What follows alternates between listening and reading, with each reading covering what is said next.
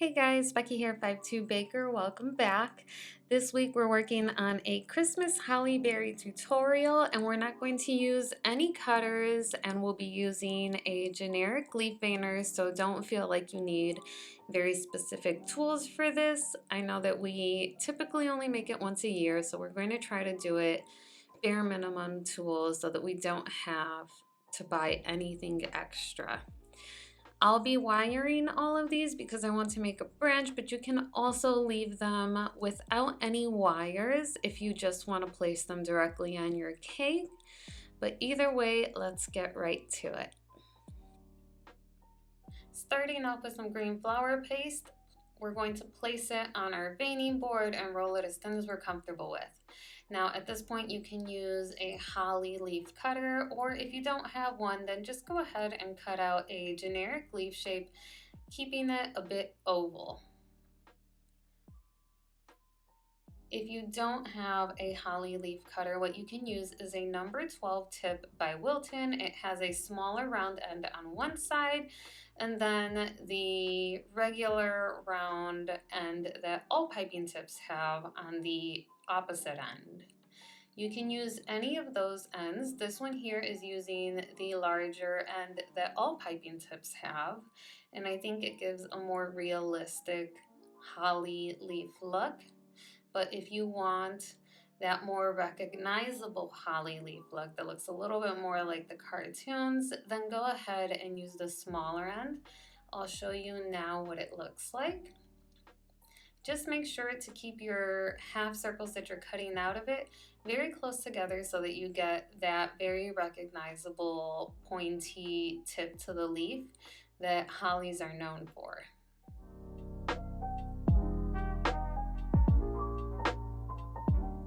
Once you have that, using a 26 gauge wire, I'm going to dip it in a bit of edible glue and then pop it into the bottom about 1 centimeter into the leaf.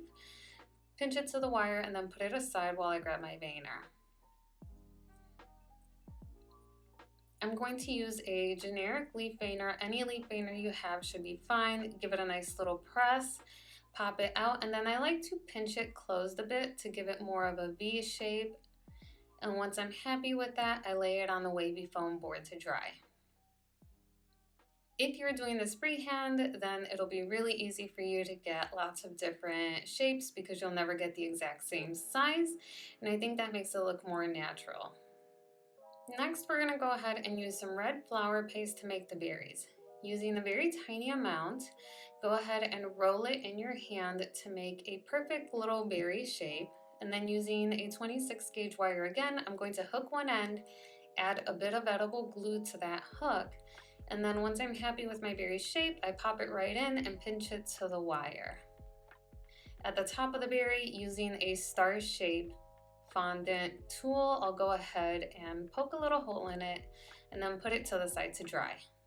Now that I have a bunch of berries, you'll see that I wrap them in brown floral tape, and then I'm going to bunch them in groups of 2, 3, and then leave a few single ones. You can bunch these as much or as little as you'd like.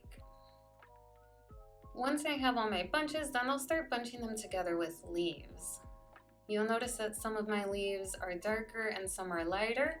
The darker ones I've added color dust to, and I haven't done it to all of them just so I have a bit more variety. I also have lots of different size leaves, again, just to make it look a little more realistic, make it a bit more interesting so everything doesn't look so cookie cutter. And I'll bunch these in groups of 2, 3, 4, leave some single leaves for later, however you want to bunch it. Once I have a few bunches and a few singles, I'll go ahead and attach them to a stronger 18 gauge carrier wire. And while the images that I saw online show that the holly berry branches are very full and lush, I'm going to go with less is more here because these small sugar flowers can take quite some time, so I'm just going to space them out a bit and it's still gonna look super beautiful. I go ahead down the carrier wire, wrapping my brown floral tape and adding branches here and there, adding single leaves, single berries, whatever it is that looks good to me.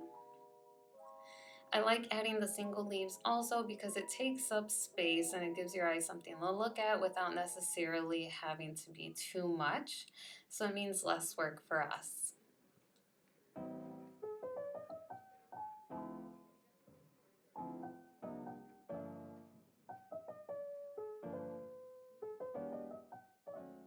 And here is what one of my completed branches looks like.